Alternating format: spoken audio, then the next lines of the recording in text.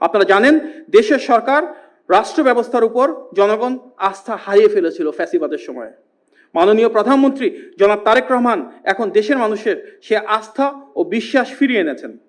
বিদেশে পাচারকৃত অর্থ দেশে ফিরিয়ে আনতে প্রাথমিকভাবে 10টি দেশের সঙ্গে সম্পদ শনাক্তকরণ এবং পারস্পরিক আইনগত সহায়তা জোরদার করা হচ্ছে, যার মূল উদ্দেশ্য মানি লন্ডারিংয়ের মাধ্যমে যে টাকা বাংলাদেশ থেকে চলে গিয়েছিল সেটি যত দ্রুত সম্ভব দেশে ফিরিয়ে আনা।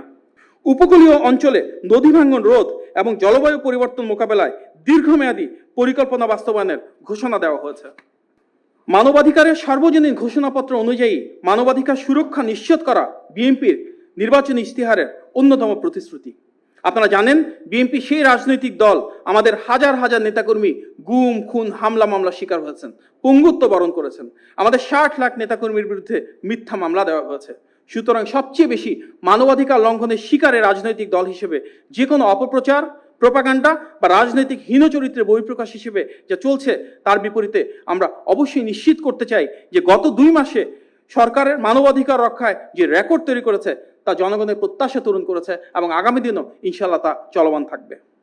আপনারা জানেন দেশের সরকার রাষ্ট্র ব্যবস্থার উপর জনগণ আস্থা হারিয়ে ফেলেছিল ফ্যাসিবাদের সময়। মাননীয় প্রধানমন্ত্রী জনাব তারেক রহমান এখন দেশের মানুষের সে আস্থা ও বিশ্বাস ফিরিয়ে এনেছেন। স্বচ্ছ ও জবাবদিহিমূলক রাষ্ট্র ব্যবস্থা ফিরিয়ে এনেছেন। ইশতেহারে প্রতিশ্রুতি বাস্তবায়ন শুরু করেছেন, যা এক অনন্য অর্জন।